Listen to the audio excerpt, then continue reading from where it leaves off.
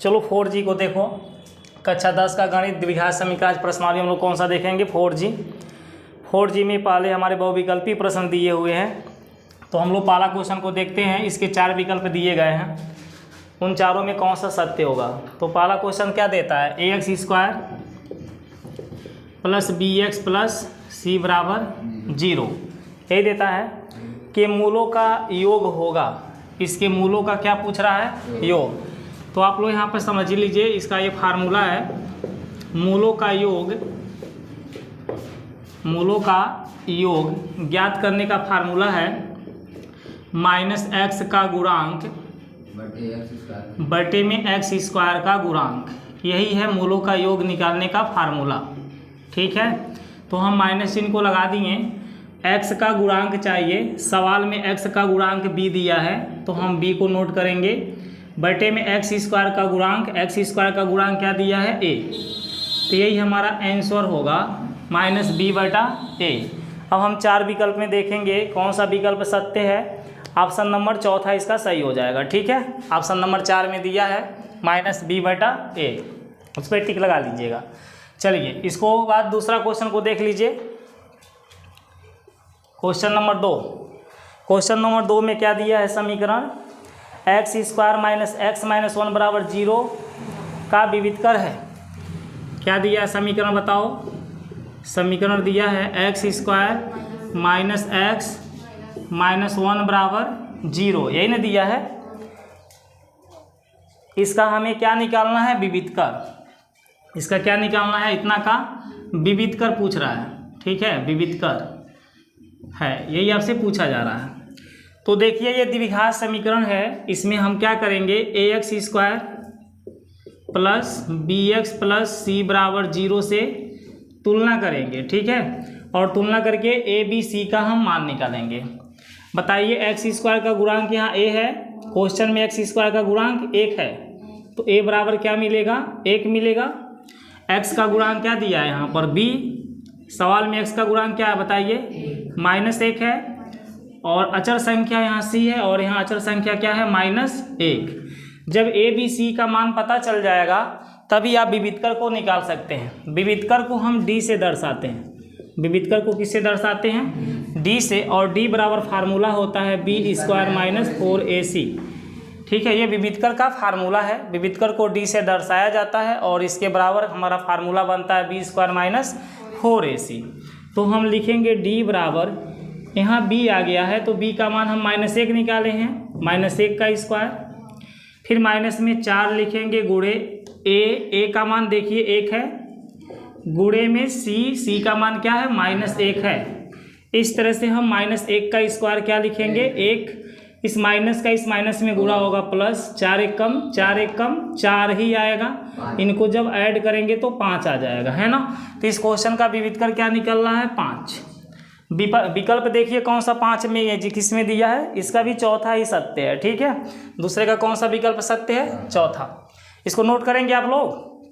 Note करना हो तो बताइए, नहीं तो इसको मिटा देते हैं। चलिए ठीक है, तो इसको मिटा देते हैं। तीसरा नंबर क्वेश्चन को देखा जा रहा है। बस ऐसे ही आप लोग देखिए, 1 नंबर के जो आता है ना, 20 नंबर के OMR आप लोग को भरने के लिए इसी तरह के क्वेश्चन रहेंगे सब उसमें। तीसरा क्वेश्चन को देख लीजिए। तीसरा नंबर का क्वेश्चन क्या दिया है? समीकरण x² - 25 बराबर 0 को कहते हैं। देखिए, x² - 25 बराबर 0 को हम क्या कहते हैं? इसमें x का अधिकतम घात क्या दिखाई दे रहा है? 2 दिखाई दे रहा है, तो इसको हम क्या कह सकते हैं? द्विघात समीकरण कहते हैं। क्या कहते हैं? द्विघात समीकरण कहते हैं, क्योंकि बराबर के बाद 0 भी दिया हुआ है। ठीक है, तो इसको हम क्या कहते हैं बताओ? द्विघात समीकरण। कहीं दिया है द्विघात समीकरण? देखो, शून्य द्विघात समीकरण, सर्व समीकरणाएं, एक घात समीकरण, लिखित मिश्रित द्विघात समीकरण, है ना। ऐसे ऐसे आपका 4 ऑप्शन दिया है, तो इसमें हम इसको क्या कहेंगे? शून्य द्विघात समीकरण। क्यों शून्य द्विघात समीकरण कहेंगे? क्योंकि इसमें ऑलरेडी x का गुणांक नहीं दिया है। अगर हम x की वैल्यू निकालेंगे तो प्लस माइनस डायरेक्ट हमारा क्या आ जाएगा? 5 आ जाएगा, तो इसे हम शून्य द्विघात समीकरण कहेंगे। ठीक है, कौन सा इसका है? दूसरा। हाँ, वही मतलब शून्य या शुद्ध जो भी दिया है, देख लीजिए, शुद्ध दिया है ना। चलिए हटा दीजिए। इसका शुद्ध द्विघात समीकरण हो जाएगा। इसके बाद चौथा नंबर क्वेश्चन को देखिए। चौथा नंबर क्वेश्चन में क्या दिया देखिए तो, दो संख्याओं का योगफल 7 है तथा उनका गुणनफल 12 है, तो संख्याएं होंगी। देखो दो संख्या तुम मान लो x और y है, माना दो संख्या क्या है x और y, आप लोग मान लेना माना दो संख्या x और y है। तो क्वेश्चन में कहा है दो संख्याओं का योगफल क्या है 7, जब इनको तुम जोड़ोगे ना तो 7 आएगा। क्या आएगा 7। और इन दोनों का जब गुणा होगा, x का y में गुणा होगा तो क्या आएगा 12 आएगा। x और y का जब गुणा करेंगे तो xy बनेगा, ये क्या है 12। इनको जब जोड़ते हैं तो क्या आता है 7। ये समीकरण 1 है और ये समीकरण क्या है 2 है। हमें x y का मान निकालना है, ठीक है। तो आप क्या करो, यहाँ से x का या y का मान निकाल करके इस समीकरण में ला के रख सकते हो, ठीक है। चलो देखो समीकरण 1 से y का मान ज्ञात करने पर, समीकरण 1 से किसका मान ज्ञात करने पर, y का मान ज्ञात करने पर, ठीक है। आप लोग पहले इसमें मान लेना माना दो संख्या x और y है, उसके बाद ये लिखा जाएगा। तो समीकरण 1 से y का मान जब निकालोगे तो y बराबर क्या दिया है, बराबर में क्या दिया है, और इस x को उधर ले जाओगे तो क्या होगा -x। ये समीकरण क्या बन जाएगा 3। तो यही y का मान कहलाएगा 7 - x। अब हम लिखेंगे समीकरण 3 से y का मान, समीकरण 3 से y का मान समीकरण 2 में रखने पर, कहाँ रखने पर 2 में रखने पर। ध्यान से देखिए यह मान को हम समीकरण 1 से निकाले हैं कि नहीं निकाले हैं। तो जब ये मान समीकरण 1 से निकला है तो ये मान हम समीकरण 2 में रखेंगे। अगर हम समीकरण 2 से निकाले होते तो ये मान को समीकरण 1 में रखते, जहाँ से निकाला जाता है उस समीकरण में इस मान को नहीं रखा जाता है, ठीक है। तो देखिए ये y का मान हम किस समीकरण से निकाले हैं 1 से, इसलिए हम कहाँ रख रहे हैं समीकरण 2 में रख रहे हैं। तो चलो समीकरण 2 में देखो x दिया है कि नहीं दिया, x बगल में y आ रहा है, तो y के स्थान पर हम क्या लिखेंगे 7 - x को लिखेंगे। बराबर में क्या दिया है 12, देखो बराबर में 12 दिया। x से इसमें गुणा करा दो 7x, फिर x का यहाँ गुणा कराओगे x² बराबर में क्या हो गया 12। इन दोनों पदों को बराबर के उधर ले जाओ, -x² जब उधर जाएगा तो +x² बनेगा, +7x उधर जाएगा तो -7x बनेगा, है ना। ये +7x है, उधर जाके क्या बन जाएगा -7x। अब प्लस में क्या दिया है बताओ, ये प्लस में क्या दिया है 12, बराबर की इधर कुछ बचेगा 0 बचेगा, है ना। अब ये देखो द्विघात समीकरण बन गया, क्या बन गया द्विघात समीकरण। इसका हमें फैक्टर करना है तो हम 12 को 2 भागों में तोड़ेंगे, 12 का 2 भाग 4 × 3 बनेगा, 4 × 3। इस 12 के सामने प्लस है, प्लस चिन्ह का मतलब होता है इन दोनों को जोड़ना है। तो 4 में हम 3 को जोड़ दें तो क्या बन जाएगा 7 आ जाएगा, यानी 7 की जगह मुझे 4 + 3 लिखना है। अब मैं लिखूँगा x² - 4 + 3x + 12 बराबर 0। x² - x से 4 में गुणा करा दो 4x, माइनस से प्लस में गुणा करा दो -x का 3 में गुणा कराओ 3x + 12 बराबर 0। इन दोनों में मैं x को कॉमन ले लूँ तो x माइनस क्या बचेगा 4, और इन दोनों में 3 को कॉमन ले लूँ तो x माइनस क्या बचेगा 4 बराबर 0। अब x - 4 मेरा साथ में हो जाएगा और x - 3 हमारा एक साथ होगा बराबर के 0, ठीक है। अब x - 4 बराबर 0 दिया है कि नहीं दिया है, चूँकि x - 4 बराबर 0 है इसलिए x बराबर क्या निकलेगा 4 निकलेगा। इसी प्रकार x - 3 के बराबर भी क्या है 0 है, आप देख सकते हो x - 3 बराबर क्या है 0 है। तो यहाँ से x का मान बताओ क्या निकलेगा 3 आएगा, -3 उधर जाके प्लस हो जाएगा। तो आप लोग x की कितने मान निकाले हैं 2 मान, एक 4 निकला है और एक 3 निकला है। अब यहाँ देखो लिखोगे जब x बराबर 4 है तो समीकरण 3 से, जब x बराबर क्या है 4 है तो समीकरण 3 से क्या होगा, समीकरण 3 से देखते रहो। y दिया है, y बराबर में क्या दिया है 7 - x की जगह हम 4 को नोट करेंगे, क्योंकि x बराबर हमने क्या लिया है 4 लिया है। तुम ये x बराबर 4 समीकरण 1 में, समीकरण 2 में, समीकरण 3 में कहीं भी रख सकते हो, ठीक है। ऐसे ही रख लो x बराबर 4 समीकरण 2 में ही रख लो, कोई दिक्कत नहीं है। अभी देखो 7 में से 4 घटेगा तो क्या आएगा, 3 आएगा, आएगा कि नहीं आएगा। x बराबर 4 समीकरण 3 में रखने पर ऐसे लिख लो। चलो समीकरण 3 में रख लेते हैं, सॉरी यार 3 नहीं 2, कहाँ रखने जा रहे हैं 2। x बराबर 4 समीकरण 2 में रखने पे यहाँ रखने जा रहे हैं, यहाँ रखेंगे तब भी 3 आएगा, यहाँ रखेंगे तब भी 3 आएगा y का मान। चलो x की जगह में 4 रख दिया, बगल में y है, बराबर के क्या है 12, 4 से 12 3 बार में कट गया, y बराबर देखो 3 आ गया। तो जब x बराबर में 4 रखा तो y बराबर क्या आ गया 3। ठीक है, पुनः x बराबर एक मान और निकाले हो 3, x बराबर 3 समीकरण 2 में रखने पर इन दोनों मानों को हम बारी बारी से समीकरण 2 में रखेंगे। अब देखो यहाँ x की जगह मैं 3 रखूँगा, फिर y बराबर 12, 3 से 12 कौ बार में कटेगा 4 बार में, y बराबर कितना आ गया। तो भाई x का मान जब 3 है तो y का मान क्या निकल रहा है, अतः वह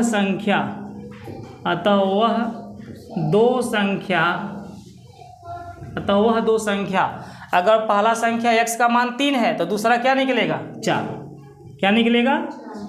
तो वह दो संख्या 3 का मान 4 या 4 का मान 3 है। कुछ समझ में आ रही है। x का मान जब 4 है तो y का मान क्या निकला, x का मान जब 3 है तो y का मान क्या निकला 4, 3 4 निकला। जब x का मान 4 लिए थे तो y का मान क्या निकला था 4 3 भी आ रहा है, तो उसी को याद करके दोनों को नोट कर लेंगे। तो देखो कोई विकल्प में ऐसा दे रहा है क्या, कौन सा विकल्प में दे रहा है 4 और 3, तीसरा विकल्प में दे रहा है। ठीक है, यही 4 और 3 को दे रहा है, तो हम विकल्प नंबर 3 को सही कर लेंगे। ठीक है, नोट करोगे इस क्वेश्चन को, नोट कर लो। देखिए क्वेश्चन नंबर 5 को, क्वेश्चन नंबर 5 में हमारा देता है द्विघात समीकरण x² - 6x - 16 बराबर 0। ठीक है, ये मूलों का योग है। इस द्विघात समीकरण के मूलों का क्या पूछ रहा है, योग। अभी मैंने मूलों का योग आपको बताया था कि मूलों का योग कैसे निकलता है। मूलों का योग निकालने का फार्मूला था -x का गुणांक, ये गुणांक है, बटे x² का गुणांक। बस इस फार्मूला को याद रखिए, मूलों का योग हमेशा निकल जाएगा। ठीक है, -x का गुणांक, x का गुणांक देखो -6 दिया है, क्या दिया है, तो हम -6 लिखेंगे, बटे x² का गुणांक, x² का गुणांक 1 है, क्या है, माइनस माइनस का गुणा करोगे तो यहाँ क्या हो जाएगा +6 बटे का क्या हो जाएगा 1, प्लस चिन्ह को छिपा देंगे, 1 को भी छिपा देंगे, इसका आंसर क्या हो जाएगा 6। जैसे किसी भी संख्या के बटे 1 नहीं लिखा जाता, छिप जाता है, और किसी संख्या के आगे यदि प्लस है और वो सिंगल संख्या है तो प्लस भी यहाँ क्या होता है, छिप जाता है। तो इस क्वेश्चन का आंसर क्या होगा 6 होगा। अब विकल्प में देख लो तुम लोग, 5वें का कौन सा है 6, दूसरा विकल्प तुम्हारा सत्य है। ठीक है, 5वें का दूसरा सही है। ठीक है, अब इसके बाद क्वेश्चन नंबर 6 को देख लो। क्वेश्चन नंबर 6 में बोला द्विघात समीकरण जिसके मूल 5,4 हैं होगा। देखो यहाँ पे द्विघात समीकरण के मूल दिया है, द्विघात समीकरण के मूल क्या दिया है 5,4, इसलिए हमें निकालना है द्विघात समीकरण। क्या निकालना है, द्विघात समीकरण। तो द्विघात समीकरण निकालने के लिए फार्मूला होता है x² माइनस मूलों का योग, मूलों का योगफल। ठीक है, योगफल या योग लिख सकते हो, फिर यहाँ x करके प्लस मूलों का गुणनफल, प्लस मूलों का गुणनफल। ठीक है जी, बराबर क्या होता है 0। इस फार्मूला को तुम्हें याद करना पड़ेगा, द्विघात समीकरण निकालने का ये फार्मूला है। अब बताओ x² लिखा हुआ है माइनस मूलों का क्या लिखा हुआ है योगफल। अभी यहाँ लिखे हैं द्विघात समीकरण के मूल कौन है 5 है और 4 है, इन्हीं दोनों का हम यहाँ क्या करेंगे योगफल करेंगे, 5 और 4 का क्या करेंगे योगफल, इन दोनों को हम जोड़ेंगे। यहाँ लिखा ना मूलों का योगफल, तो जो मूल है ना उनका योगफल करो। योगफल माने होता है जोड़ना, बगल में क्या है x प्लस मूलों का गुणनफल, इन मूलों का गुणा करो, इन मूलों का क्या करो बराबर 0। अब इसी को सॉल्व कर लो, आंसर आ गया x² माइनस 5 4 कितना होगा 9x प्लस 5 में 4 का गुणा करोगे 20 बराबर 0। यही तुम्हारा आंसर हो जाएगा। तो छठा क्वेश्चन का देखो, ऐसा x² माइनस 9x प्लस 20 किस में दिया हुआ है? चौथा विकल्प इसका सत्य है। ठीक है, छठे का कौन सा सही है? चौथा। ठीक है, नोट करोगे कि मिटा दे? चलो ठीक है। इसके बाद तो 7वां नंबर क्वेश्चन को देखा जाए। 7वां का कौन सा सत्य हो रहा है, इसको हटा देते हैं।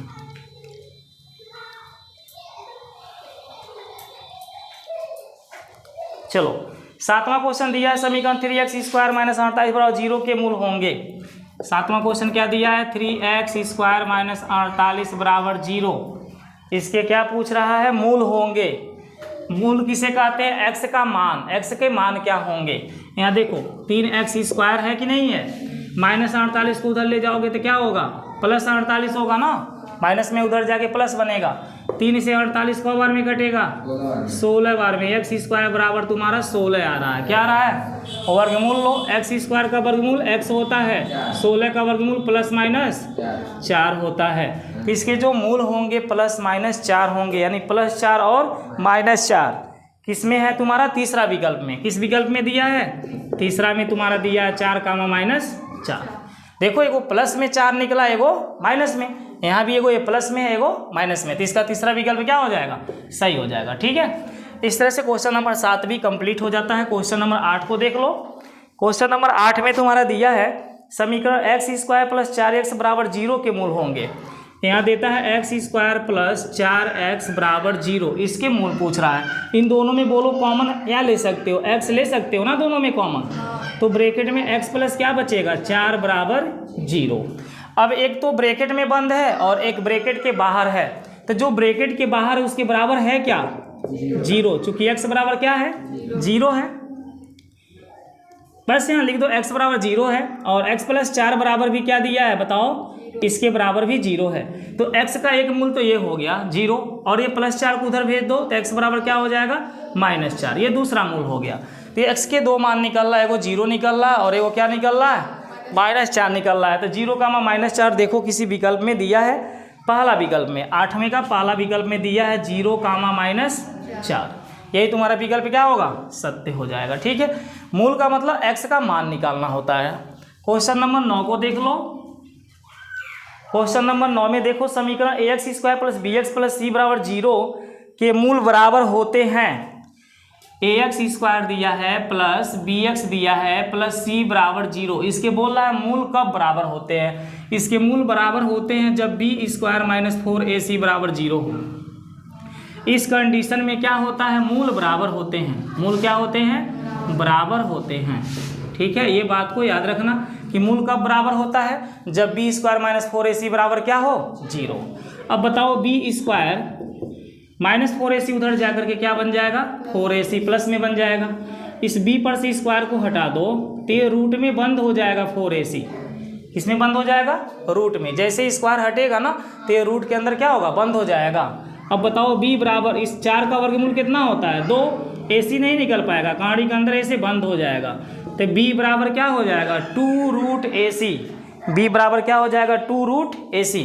तीसरा विकल्प में देखो दिया है b बराबर 2√ac, इसका तीसरा विकल्प सही हो जाएगा। ठीक है, क्वेश्चन नंबर 9 के बाद हम किसको देखेंगे? क्वेश्चन नंबर 10 को देखेंगे। यहाँ पे क्वेश्चन नंबर 10 को देख लो। क्वेश्चन नंबर 10 में तुम्हारा देता है x समीकरण x/8 और बराबर में देता है 8/x। इस तरह से आपको एक समीकरण दे देता है और इसके मूल पूछ रहा है। क्या पूछ रहा है? मूल हमने बार बार बता रहा है कि मूल किसे कहते हैं? x के मान को। किसको कहते हैं? x के मान को। चलो यहाँ से क्रॉस मल्टीप्लाई करो, x का x में गुणा करो x², 8 का 8 में गुणा करो 64। इस पर से जब स्क्वायर हटेगा तो ये रूट में बंद होगा। रूट में क्या होगा? बंद हो जाएगा 64। जब भी स्क्वायर हटता है तो इधर की संख्या रूट में बंद हो जाती है। अब देखो x बराबर इस 64 का वर्गमूल 8 होता है। क्या होता है? 8। आज जब वर्गमूल निकालते हैं तो उसके आगे प्लस माइनस का क्या लगाते हैं? चिन्ह। यानी x का मान एगो +8 आ रहा है, एगो -8 आ रहा है।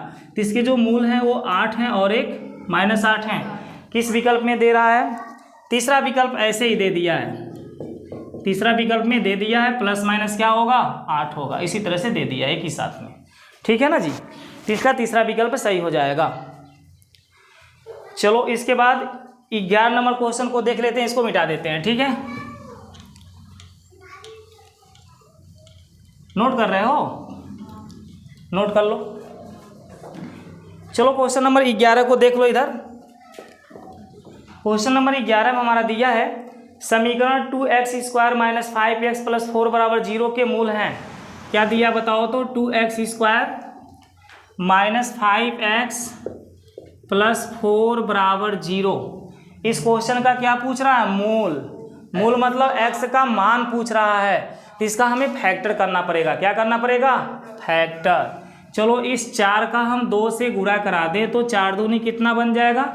8 बन जाएगा। क्या बन जाएगा? अब हम 8 को 2 भागों में 8 गुणे 1 या 4 गुणे 2 और कुछ लिख सकते हैं? नहीं, 8 को हम 2 भागों में ऐसे ही तोड़ सकते हैं। इसके सामने का चिन्ह प्लस है। कौन सा चिन्ह है? प्लस। प्लस ये कहता है कि इन दोनों को जोड़ने से बीच वाला आना चाहिए। 8 में 1 जोड़ोगे तो ये 5 आएगा? नहीं आएगा। 4 में 2 जोड़ोगे तो 5 आएगा? नहीं आएगा। अर्थात इसका हम फैक्टर सिंपल रूप से नहीं कर सकते हैं, तो हम कौन से सूत्र का प्रयोग करेंगे? सिरधराचार्य विधि का। कौन सा?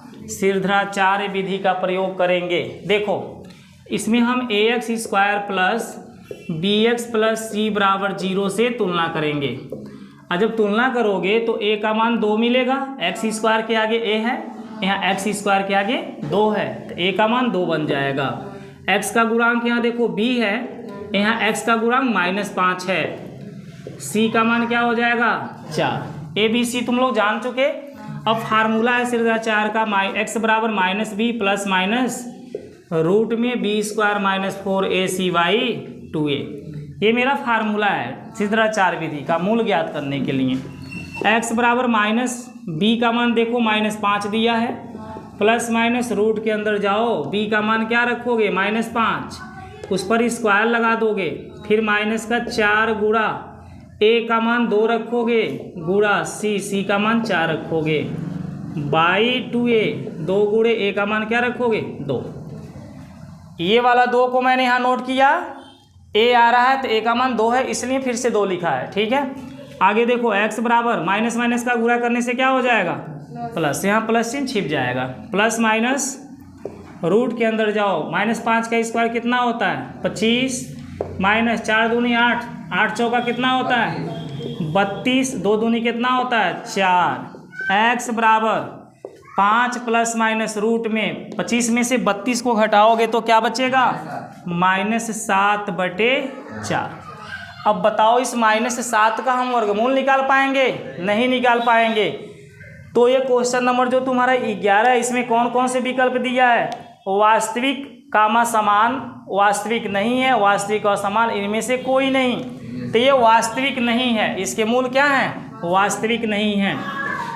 क्यों वास्तविक नहीं है? क्योंकि हम √7 जो दिख रहा है ना वो माइनस में है, इसका वर्गमूल नहीं ज्ञात कर सकते हैं। ये काल्पनिक है। क्या है? काल्पनिक है, वास्तविक नहीं है। कौन सा विकल्प हमारा सही हो जा रहा है बताओ तो? दूसरा विकल्प। कौन सा? सेकेंड नंबर का विकल्प इसका सत्य है, ठीक है। नोट कर लो इस क्वेश्चन को, तुम लोग नोट कर लो।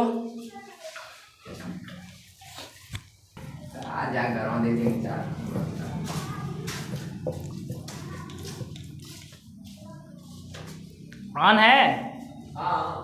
क्वेश्चन नंबर 11 कंप्लीट हुआ ना जी। अब क्वेश्चन नंबर हम कौन सा देखेंगे? 12 को। क्वेश्चन नंबर 12 में देखो क्या दिया है, समीकरण 2x square plus 5x plus 3 बराबर 0। 2x square plus 5x plus 3 बराबर 0। और इसका हमें क्या निकालना बताओ? मूलों के चिन्ह। क्या ज्ञात करना है? मूलों के चिन्ह, ठीक है, ये ज्ञात करना है। तो हम देखेंगे x स्क्वायर का गुणांक क्या दिया है? 2। इस 2 का गुणा बताओ कहाँ किया जाएगा? 3 में। तो जब 2 का गुणा हम 3 में करें तो एक संख्या में 6 मिल जाएगा। अब इसी 6 को हमें 2 भागों में बांटना है। तो तुम लोग जानते हो 6 को मैं 6 गुणे 1 भी लिख सकता हूँ और 3 गुणे 2 भी लिख सकता हूँ, है ना। तो 6 गुणे 1 का मतलब होता है, इसके आगे कौन सा चिन्ह था? प्लस। यानी कि इनको जोड़ना है। 6 और 1 को जोड़ोगे तो क्या आएगा? यहाँ पे मैं जोड़ने की बात कर रहा हूँ। 6 और 1 को जोड़ोगे तो क्या आएगा? और 3 और 2 को जोड़ोगे तो क्या आएगा? 5। अब 5 हमारा आना चाहिए, यहाँ देखो 5 की डिमांड कर रहा है, तो उसके लिए ये ऊपर वाला सही नहीं है, कौन सा सही है, नीचे वाला, यानी कि हम 3 और 2 को जोड़ेंगे, तो यहाँ लिखेंगे 2x² प्लस 5 हमारा आएगा 3 प्लस 2 से, फिर x प्लस 3 बराबर 0, 2x² प्लस x से गुणा करा देना 3x, फिर x से 2 में गुणा करा देना 2x प्लस 3 बराबर 0। इन दोनों में हम x को कॉमन ले लेंगे तो 2x प्लस 3 बचेगा, और इन दोनों में 1 को कॉमन ले लेंगे तो 2x प्लस 3 बचेगा बराबर में 0। 2x प्लस 3 साथ में हो जाएगा और x प्लस 1 साथ में हो जाएगा बराबर 0। अभी हम लिखेंगे 2x प्लस 3 बराबर क्या है 0, इसलिए 2x की वैल्यू क्या होगी -3, x की वैल्यू क्या होगी -3/2। ठीक है, इसी प्रकार अगले ब्रैकेट को देखो, इसी प्रकार अगला ब्रैकेट हमारा क्या है, x प्लस 1 है और बराबर में 0 है, तो x की वैल्यू क्या आ जाएगी -1। तो जो इसका मूल आ रहा है ये भी माइनस में आ रहा है, ये भी किस में आ रहा है, माइनस में। क्वेश्चन नंबर 12 में तुमसे यही बोला है मूलों के चिन्ह बताओ, तो मूलों के चिन्ह कैसे हैं, दोनों ऋणात्मक हैं, क्या है, दोनों ऋणात्मक हैं। तो हमारे ऑप्शन दे रहा है पहला दोनों धनात्मक गलत, एक धनात्मक और दूसरा ऋणात्मक ये भी गलत, दोनों मूल ऋणात्मक तीसरा सत्य है, कौन सत्य है, तीसरा वाला विकल्प इसका सत्य हो जाएगा, दोनों मूल ऋणात्मक वाला। ठीक है, क्योंकि दोनों के दोनों माइनस में आ रहा है, क्लियर होता है ना।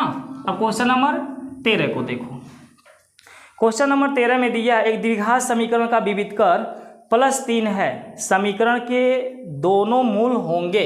देखो जो विविध कर है उसे d से दर्शाया जाता है और इसका मान दिया है +3।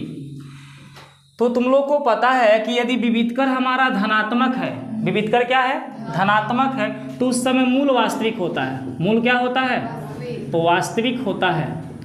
अगर ये धनात्मक है तो मूल वास्तविक होता है। और दूसरी कंडीशन बनती है क्या, कि ये अगर जो पूर्ण वर्ग के रूप में है, ये संख्या किस रूप में है, पूर्ण वर्ग के रूप में है, तो यहाँ हम बोलेंगे कि इसके मूल वास्तविक के साथ साथ समान है, क्या है, समान है। लेकिन अगर ये पूर्ण वर्ग के रूप में संख्या नहीं है तो इसके मूल वास्तविक के साथ साथ समान नहीं होंगे, असमान होंगे, क्या होंगे, यहाँ पे 2 कंडीशन आती है, समान भी हो सकता है और असमान भी हो सकता है। तो कब समान होगा कब असमान होगा, जब ये संख्या पूर्ण वर्ग के रूप में हो, यानी कि अगर यहाँ 4 रहे तो 4 बताओ 2 का वर्ग है कि नहीं है, 1 रहे तो 1 1 का वर्ग है, 9 रहे तो 9 किसका वर्ग है, 3 का वर्ग है।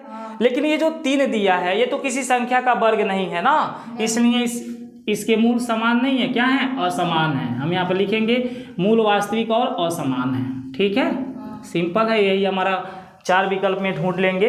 तो 13 में हमारा देखो पहला क्वेश्चन क्या दिया है, पहला दिया वास्तविक नहीं, ये तो गलत हो गया, वास्तविक समान ये भी गलत हो गया, वास्तविक असमान, तीसरा विकल्प तुम्हारा सही है, इसके मूल वास्तविक और असमान है। ठीक है, इसके बाद हम क्वेश्चन नंबर कौन सा देख लेंगे, 14 को। ठीक है, आज बहुविकल्पी को हम लोग खत्म कर लेते हैं, कल से लघुत्तरी और दीर्घोत्तरी को देखेंगे। क्वेश्चन नंबर 14 में देखो दिया समीकरण x ब्रैकेट में x - 3, x ब्रैकेट में x - 3 बराबर क्या दिया है 0। इस क्वेश्चन में कहता है कि मूल है, इसके भी मूल पूछ रहा है, सिंपल है, x बराबर क्या दिख रहा है बता दो तो 0, और x - 3 बराबर क्या दिख रहा है 0, x बराबर क्या निकल के आएगा 3, देखो 0 आ रहा है, एगो क्या आ रहा है 3, 0,3 खोज लो, कोई विकल्प में दिया है 14 के 0,3, चौथा विकल्प सही है, कौन सा सही है, 0 और 3, चौथा विकल्प में दिया, यही तुम्हारा क्या हो जाएगा, सही हो जाएगा। ठीक है, अब क्वेश्चन नंबर 15 को देखो, समीकरण 4x² - 12x + 9 बराबर 0 के मूल होंगे। कौन सा समीकरण दिया बताओ तो 15 में, 4x² है ना, 4x² के बाद क्या दिया -12x + 9, -12x + 9 बराबर 0। इस समीकरण का हमसे क्या पूछ रहा है, मूल होंगे, इसके मूल क्या होंगे। ठीक है, तो तुम d का मान निकाल लो, d के मान निकालने से पता चल जाता है, d को विविध कर कहते हैं, d बराबर फार्मूला है b² - 4ac, d बराबर b का मान यहाँ -12 दिया है, -12 का स्क्वायर, -4 गुणे a का मान 4 दिया है, गुणे c का मान क्या दिया है 9, d बराबर -12 का स्क्वायर 144 हो जाएगा प्लस में, माइनस चिन्ह के स्क्वायर प्लस हो जाता है, अब 12 का स्क्वायर 144, -4 चौका 16, और 16 का 9 में गुणा कर लें, 16 9 144, d बराबर इसको घटाना करने पे क्या आ गया 0। और जब d बराबर 0 होता है उस कंडीशन में मूल, दोनों मूल क्या होते हैं, समान होते हैं, मूल वास्तविक और समान है, मूल वास्तविक और समान है, ठीक है, यहाँ और समान लिख लेना, और समान मतलब इसके दोनों मूल बराबर हैं। x की वैल्यू जब d की वैल्यू जब 0 आ जाती है तो इसके दोनों मूल क्या होते हैं, बराबर होते हैं। तो यहाँ पर देखो दिया है वास्तविक और समान, पहला ये गलत है, वास्तविक नहीं है ये भी गलत है, वास्तविक और बराबर ये सही है, तीसरा वाला, ठीक है। वास्तविक और समान का मतलब क्या होता है, बराबर। तो तुम्हारा तीसरा विकल्प जो है 15 का सत्य हो जाएगा, ठीक है। इस तरह से तुम्हारे 15 क्वेश्चन खत्म हो गए। अब नेक्स्ट टर्न से हम लोग 16 नंबर क्वेश्चन को सॉल्व करेंगे, ठीक है।